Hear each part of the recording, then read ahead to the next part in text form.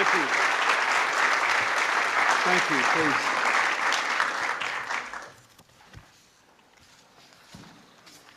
Good morning.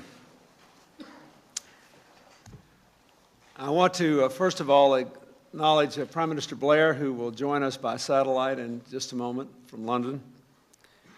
I want to welcome here the ambassadors from the United Kingdom, Japan, Germany, France, and I'd also like to acknowledge the contributions not only that their scientists, but also scientists from China made to the vast international consortium that is the Human Genome Project.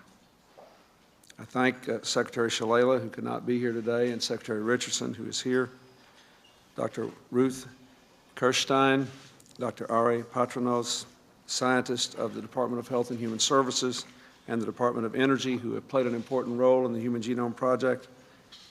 I want to say a special word of thanks to my science advisor, Dr. Neil Lane, and of course to Dr. Francis Collins, the director of the International Human Genome Project, and to the SOLARA president, Craig Venner. I thank Senator Harkin and Senator Sarbanes for being here and the other distinguished guests. Nearly 2 centuries ago, in this room, on this floor, Thomas Jefferson and a trusted aide spread out a magnificent map, a map Jefferson had long prayed he would get to see in his lifetime. The aide was Meriwether Lewis, and the map was the product of his courageous expedition across the American frontier all the way to the Pacific. It was a map that defined the contours and forever expanded the frontiers of our continent and our imagination. Today, the world is joining us here in the East Room to behold a map of even greater significance. We are here to celebrate the completion of the first survey of the entire human genome.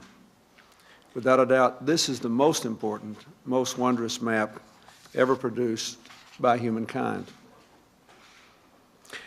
The moment we are here to witness was brought about through brilliant and painstaking work of scientists all over the world, including many men and women here today.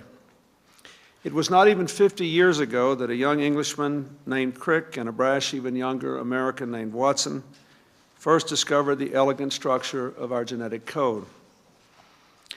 Dr. Watson, the way you announced your discovery in the journal Nature was one of the great understatements of all time. This structure has novel features which are of considerable biological interest. Thank you, sir.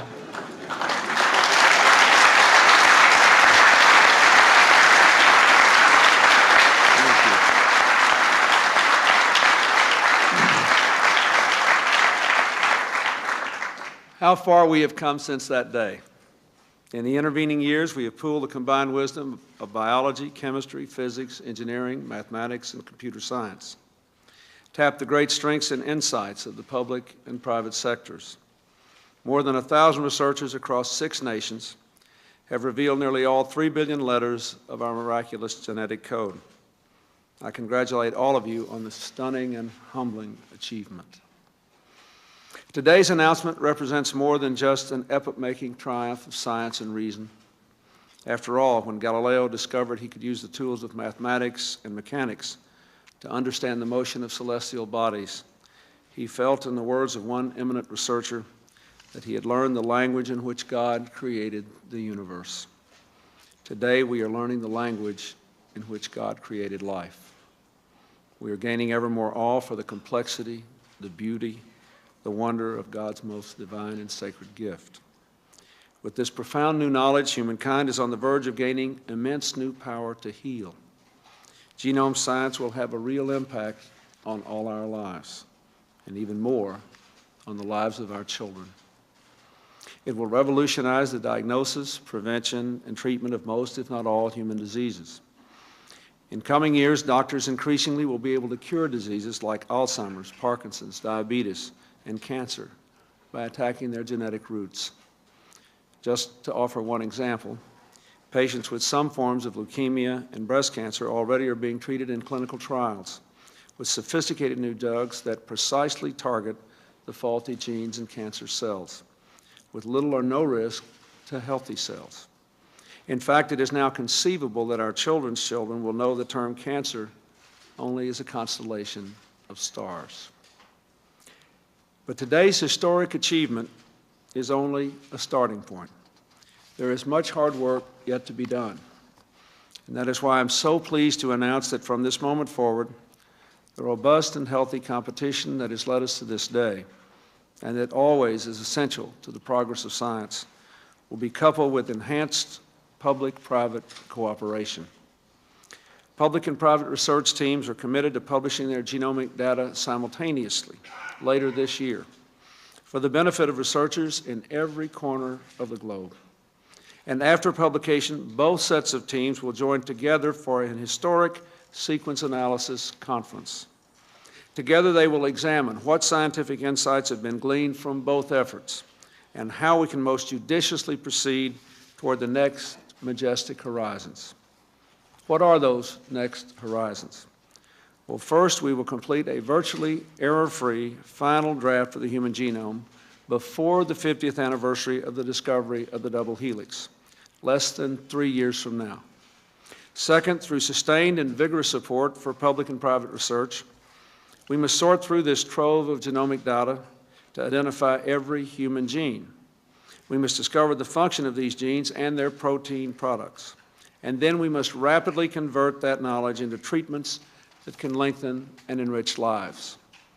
I want to emphasize that biotechnology companies are absolutely essential in this endeavor, for it is they who will bring to the market the life-enhancing applications of the information from the human genome. And for that reason, this administration is committed to helping them to make the kind of long-term investments that will change the face of medicine forever. The third horizon that lies before us is one that science cannot approach alone. It is the horizon that represents the ethical, moral, and spiritual dimension of the power we now possess. We must not shrink from exploring that far frontier of science. But as we consider how to use new discovery, we must also not retreat from our oldest and most cherished human values. We must ensure that new genome science and its benefits will be directed toward making life better for all citizens of the world, never just a privileged few. As we unlock the secrets of the human genome, we must work simultaneously to ensure that new discoveries never pry open the doors of privacy. And we must guarantee that genetic information cannot be used to stigmatize or discriminate against any individual or group. Increasing knowledge of the human genome must never change the basic belief on which our ethics, our government, our society are founded. All of us are created equal, entitled to equal treatment under the law.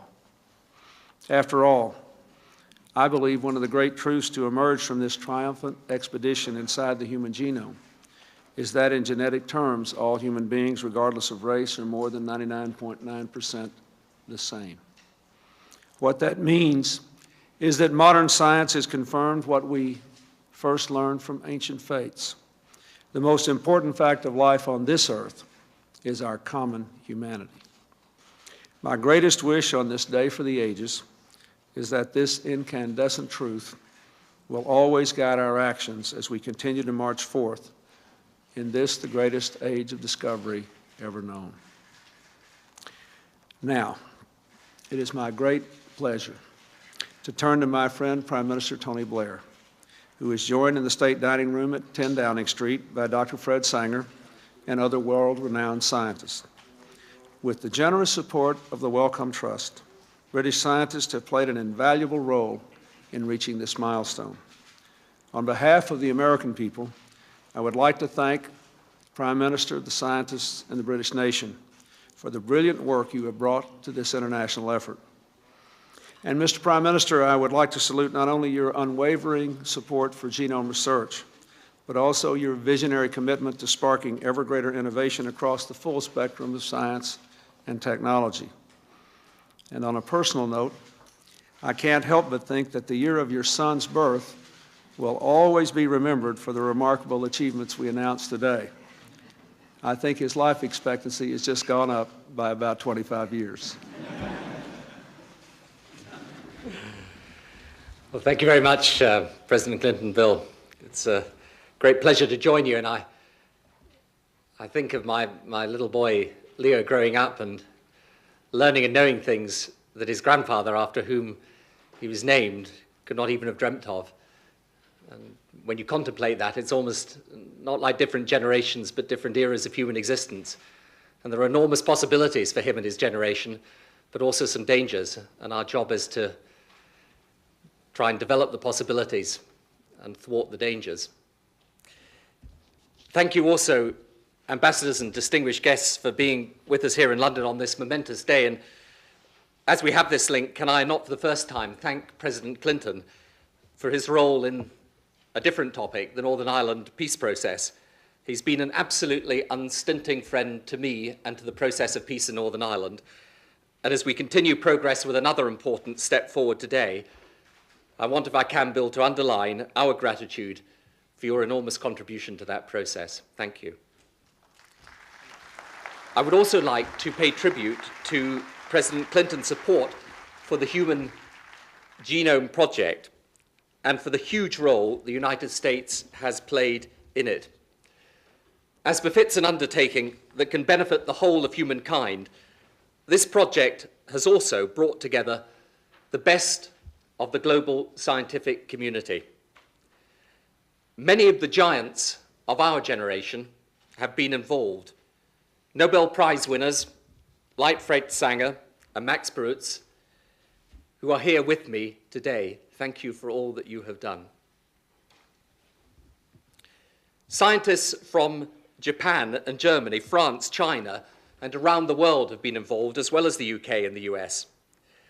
And this undertaking, therefore, has brought together the public, private, and non-profit sectors in an unprecedented international partnership. In particular, I would like to single out the Wellcome Trust, without whose vision and foresight, Britain's 30% contribution to the overall result would not have been possible. And I would like, too, to mention the imaginative work of Solera and Dr. Craig Venter, who, in the best spirit of scientific competition, has helped accelerate today's achievement. For let us be in no doubt about what we are witnessing today, a revolution in medical science whose implications far surpass even the discovery of antibiotics. The first great technological triumph of the 21st century. And every so often in the history of human endeavor, there comes a breakthrough that takes humankind across a frontier and into a new era. And like President Clinton, I believe that today's announcement is such a breakthrough that opens the way for massive advances in the treatment of cancer and hereditary diseases, and that is only the beginning. Ever since Francis Crick and Jim Watson, another great Anglo-American scientific partnership, made their historic discovery in the middle of the last century, we've known that DNA was the code to life on Earth. And yet I guess for Crick and Watson, the process of identifying the billions of units of DNA and piecing them together to form a working blueprint of the human race must have seemed almost a superhuman task beyond the reach of their generation. And yet today, it is all but complete. Nothing better demonstrates the way technology and science are driving us, fast-forwarding us all into the future. But with the power of this discovery comes, of course, the responsibility to use it wisely. As with the greatest scientific achievements, the ethical and the moral questions raised by this astonishing breakthrough are profound. We, all of us, share a duty to ensure that the common property of the human genome is used freely for the common good of the whole human race. To ensure that the powerful information now at our disposal is used to transform medicine, not abused to make man his own creator or invade individual privacy. For most of us, today's developments are almost too awesome fully to comprehend. They underline the extraordinary scale of economic, technological, scientific change that sweeps across the modern world. I'm proud that Britain has played, with others, a pioneering role in that. But I believe it says something very important about the process of change. We cannot resist change, but our job, indeed our duty, is to make sense of change, to help people through it, to seize the massive opportunities for better health and a better quality of life, and then, with equal vigor, to minimize the threats such developments pose. The scientists have presented us with that opportunity, but now we, all of us, accept the responsibility to make these advances work for all our people in all our countries for the common good of all humankind. So, Bill, I believe that this underlines the fact that we do indeed, as we've often said together, live in a global community, and the importance now of working across national frontiers to safeguard our shared values and put this remarkable scientific achievement at the service of all humankind.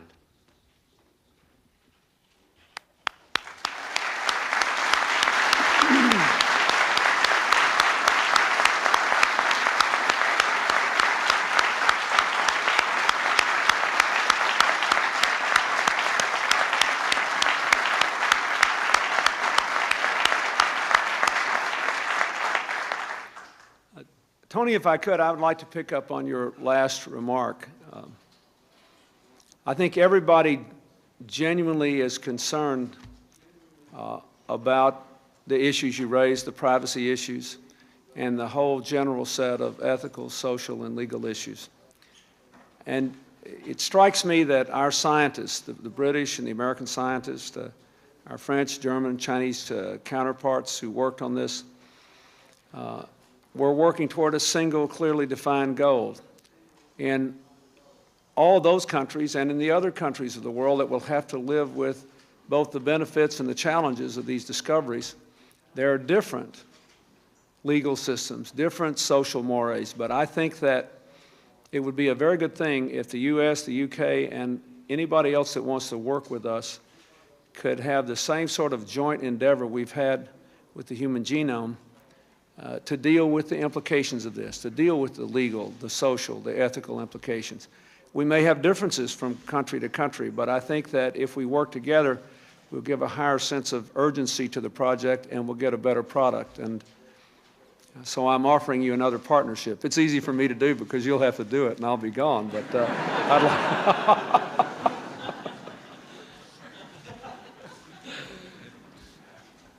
Well, Bill, I entirely agree with that, and I think the fascinating possibilities of this scientific breakthrough is that it gives us a chance to do so much for our people, but it will raise really difficult ethical and moral and legal questions. And you know, the decision for us really as humanity is whether we are going to engage in the right cooperation across national frontiers so that we shape our destiny in a way that genuinely does benefit all our people, that makes the most of the possibilities and faces up to the challenges and the dangers that it poses. And in a way, I think that the scientists that have been involved in this great undertaking have shown the spirit of cooperation that should now motivate the governments in taking this forward another step. You know, they have given us this opportunity, but we, all of us, are going to have a common responsibility in using it in the right way.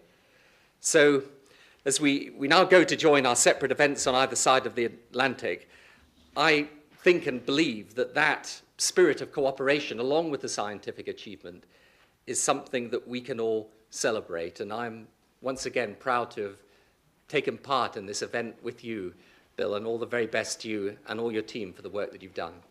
Thank you. Thank you.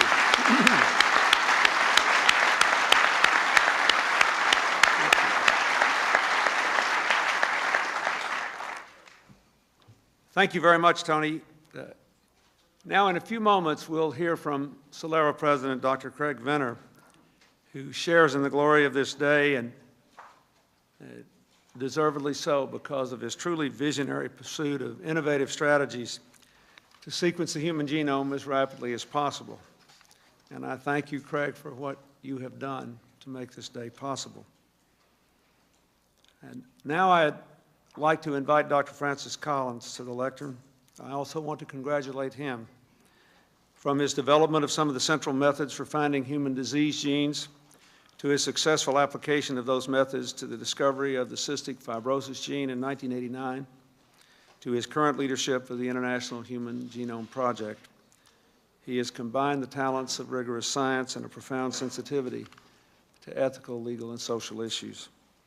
He's a physician-scientist of great faith, compassion, energy, and integrity.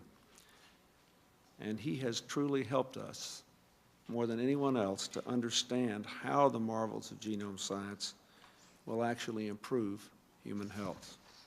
So, Dr. Collins, please come up to the lectern.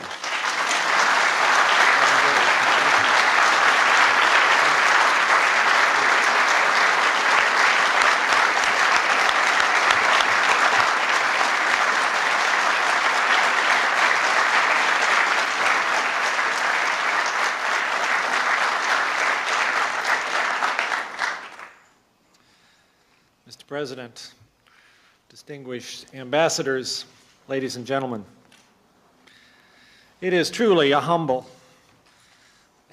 and profound experience to be asked to speak here this morning. First of all, I would like to thank most sincerely President Clinton for his remarkable leadership in getting us to this point. His strong and consistent voice for the importance of innovative science and its responsible uses to better the human condition has been an inspiration to all of us. He knows that genomics is one of the truly interdisciplinary fields of science, requiring vigorous and creative involvement from physics, chemistry, engineering, computer science, and biology. I have also had the privilege to witness time and again the President's personal conviction that we must apply just as much energy and attention to solving the ethical, legal, and social issues as we do to the bench research, and you saw that demonstrated again a few moments ago. His effective leadership in this area has moved us substantially closer to the time when no American need fear that information about their genome will be used against them. Science is a voyage of exploration into the unknown. We are here today to celebrate a milestone along a truly unprecedented voyage, this one into ourselves. Alexander Pope wrote, "Know then thyself, presume not God to scan. The proper study of mankind is man." What more powerful form of study of mankind could there be than to read our own instruction book?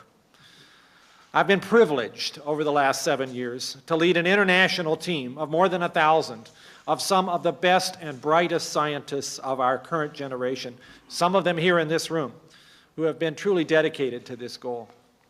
Today, we celebrate the revelation of the first draft of the Human Book of Life. Now, this milestone could only have come about with a happy combination of vision, determination, creative innovation, and teamwork, and we stand on many shoulders here today. Beginning 15 years ago, leaders in the Department of Energy, the National Academy of Sciences, and the National Institutes of Health began to dream this dream.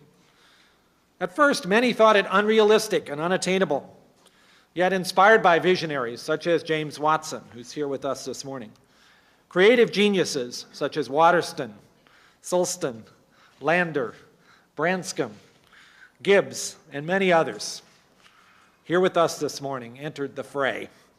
The vigorous involvement of talented colleagues in other countries, now including China, France, Germany, Japan, and the United Kingdom, have made this project particularly gratifying to me.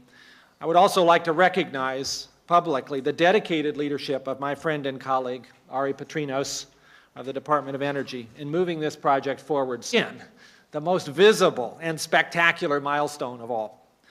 Most of the sequencing of the human genome by this international consortium has been done in just the last 15 months. During that time, this consortium has developed the capacity to sequence 1,000 letters of the DNA code per second, 7 days a week, 24 hours a day. We have developed a map of overlapping fragments that includes 97% of the human genome, and we have sequenced 85% of this. The sequence data is of higher quality than expected, with half of it in finished or near finished form. And all of this information has been placed in public databases every 24 hours, where any scientist with an internet connection can use it to help unravel the mysteries of human biology. Already, more than a dozen genes responsible for diseases from deafness to kidney disease to cancer have been identified using this resource just in the last year. So there is much to celebrate. But I have to tell you that this morning is also a bittersweet experience for me personally. Less than 24 hours ago, I attended the funeral of my beloved sister-in-law, a wonderful marionette artist who brought magic and joy to thousands of children with her art. She died much too soon of breast cancer. The hope and promise of understanding all of the genes in the genome and applying this knowledge to the development of powerful new tools came just too late for her. I think I speak for all of us in this room and for the millions of others who have come to believe in the remarkable promise of biomedical research that we must redouble our efforts to speed the application of these profound and fundamental observations about the human genome to the cure of disease. That most desirable of all outcomes will only come about with a continued, powerful, and dedicated partnership between basic science investigators and academia and their colleagues in the biotechnology and pharmaceutical industries. As the President has said, we still have much to do. Many tasks lie ahead if we learn how to speak the language of the genome fluently. Today is most certainly not the end of genomics, but perhaps it's the end of the beginning. Together, we must develop the advances in medicine that are the real reason for doing this work. And with just as much vigor, we must provide the protections against potential misuses of genetic information. If there is anyone within the sound of my voice who has not seen that as a priority, I hope today's announcement is the necessary wake-up call. It's a happy day for the world. It is humbling for me and awe-inspiring to realize that we have caught the first glimpse of our own instruction book, previously known only to God. What a profound responsibility it is to do this work. Historians will consider this a turning point. Researchers in a few years will have trouble imagining how we studied human biology without the genome sequence in front of us. I particularly welcome the opportunity to celebrate this moment jointly with our scientific colleagues at Celera Genomics, and I wish to express my personal gratitude to Dr. Craig Venter for his openness in the cooperative planning process that led to this joint announcement. I congratulate him and his team on the work done at Celera, which uses an elegant and innovative strategy that is highly complementary to the approach taken by the public project. Much will be learned from a comparison of the two. I am happy that today, the only race we are talking about is the human race.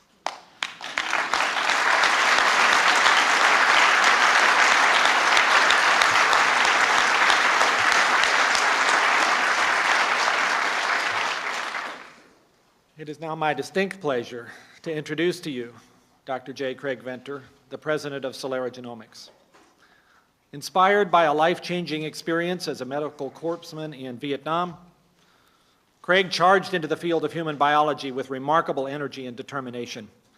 Never satisfied with the status quo, always seeking new technology, inventing new approaches when the old ones wouldn't do, he has made profound contributions to the field of genomics. His development of the express sequence tag, or EST, approach for sampling the expressed part of the genome reduced to practice the notion of considering the human genome as a bounded but ascertainable set of information. Just a few years later, he electrified the scientific community by publishing with his colleague Hamilton Smith the complete sequence of a free-living organism, the bacterium Haemophilus influenzae. And just 3 months ago, using the innovative whole genome shotgun approach he developed, and working with Jerry Rubin of the University of California at Berkeley, he and his colleagues published a sequence of the fruit fly, Drosophila, another remarkable milestone in biology. Articulate, provocative, and never complacent, he has ushered in a new way of thinking about biology. Now, under his leadership, Celera Genomics has accomplished a remarkable goal, their own first assembly of the human genome sequence. It is an honor and a pleasure to invite him to tell you about this landmark achievement.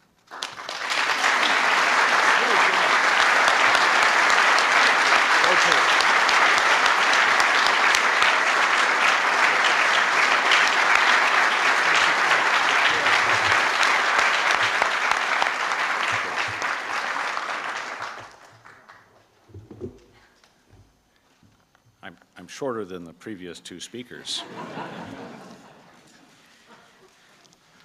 Mr. President, Mr. Prime Minister, members of the Cabinet, honorable members of Congress, ambassadors, and distinguished guests.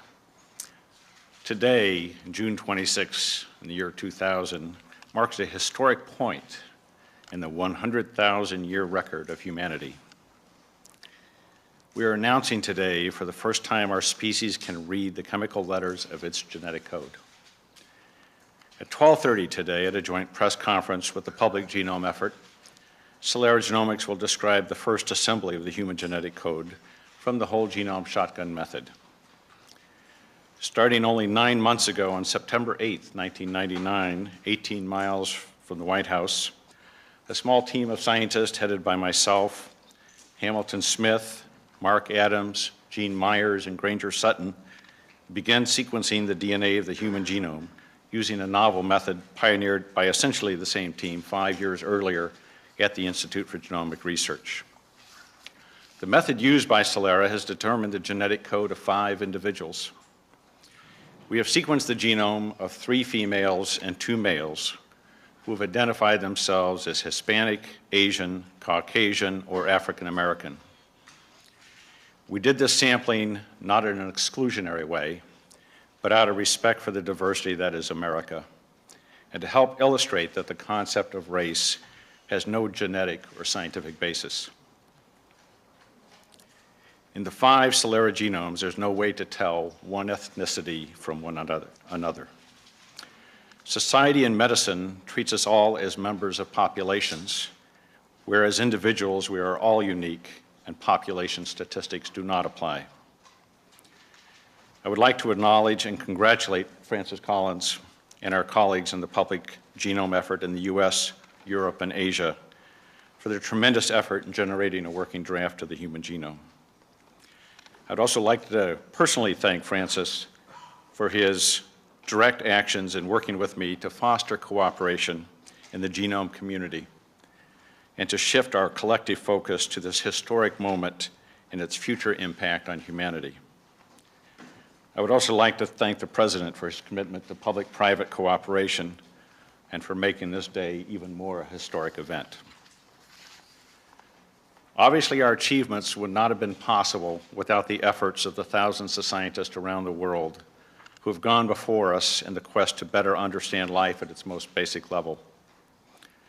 The beauty of science is that all important discoveries are made by building on the discoveries of others. I continue to be inspired by the work of the pioneering men and women in the broad array of disciplines that have been brought together to enable this great accomplishment.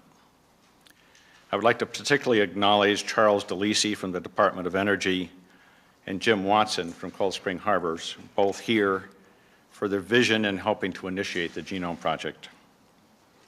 The completion of the human genetic blueprint would not have been possible without the continued investment of the U.S. government in basic research. I applaud the President's efforts and the work of Congress during the last several years in producing the largest funding increases to fuel the engines of basic science. At the same time, we cannot overlook the investment of the private sector in research in America. There would be no announcement today if it were not for the more than $1 billion that PE Biosystems invested in Celera and into the development of the automated DNA sequencer that both Celera and the public effort used to sequence the genome. In turn, some of that investment was driven by the public investment in science. 33 years ago, as a young man serving in the Medical Corps in Vietnam, I learned firsthand how tenuous our hold on life can be. That experience inspired my interest in learning how the trillions of cells in our bodies interact to create and sustain life. when I witnessed firsthand that some men lived through devastating trauma to their bodies, while others died after giving up from seemingly small wounds, I realized that the human spirit was at least as important as our physiology. We are clearly much, much more than the sum total of our genes, just as our society is greater than the sum total of each of us. Our physiology is based on complex and seemingly infinite interactions amongst all our genes and the environment, just as our civilization is based on the interactions amongst all of us. One of the wonderful discoveries that my colleagues and I have made while decoding the DNA over 24 species, from viruses to bacteria to plants to insects and now human beings, is that we're all connected to the commonality of the genetic code and evolution. When life is reduced to its very essence, we find that we have many genes in common with every species on Earth, and that we are not so different from one another. You may be surprised to learn that your sequencers are greater than 90% identical to proteins in other animals. It's my belief that the basic knowledge that we're providing the world will have a profound impact on the human condition and the treatments for disease and our view on our place in the biological continuum. The genome sequence represents a new starting point for science and medicine with potential impact on every disease. Taking the example cancer, each day approximately 2,000 people die in America from cancer. As a consequence of the genome efforts that you've heard described by Dr. Collins and myself this morning, and the research that will be catalyzed by this information, there's at least the potential to reduce the number of cancer deaths to zero during our lifetimes. The development of new therapeutics will require continued public investment in basic science and the translations of discoveries into new medicine by the biotech and pharmaceutical industry. However, I am concerned, as many of you are, that there are some who will want to use this new knowledge as a basis of discrimination. A CNN Time poll this morning reported that 46% of Americans polled believe that the impact of the Human Genome Project will be negative. We must work together towards higher science literacy and the wise use of our common heritage. I know from personal discussions with the President over the past several years and his comments here this morning that genetic discrimination has been one of his major concerns about the impact of the genomic revolution. While those who will base social decisions on genetic reductionism will be ultimately defeated by science, new laws to protect us from genetic discrimination are critical in order to maximize the medical benefits from genome discoveries. Some have said to me that sequencing the human genome will diminish humanity by taking the mystery out of life. Poets have argued that genome sequencing is an example of sterilizing reductionism that will rob them of their inspiration. Nothing could be further from the truth. The complexities and wonder of how the inanimate chemicals that are our genetic code give rise to the imponderables of the human spirit should keep poets and philosophers inspired for the millenniums. Thank you.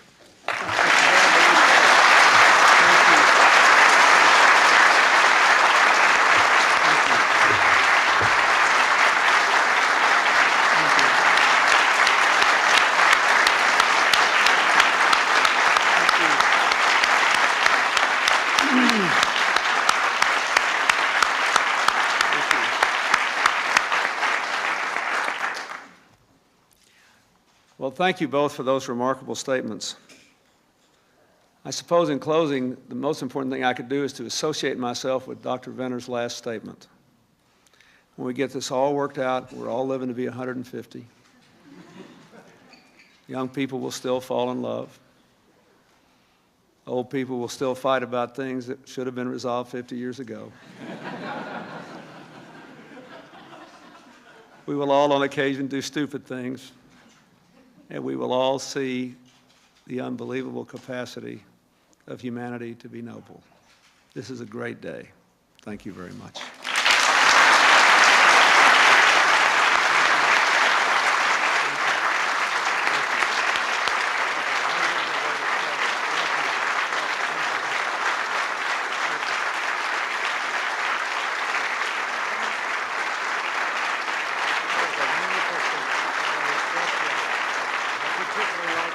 it, and obviously he went through.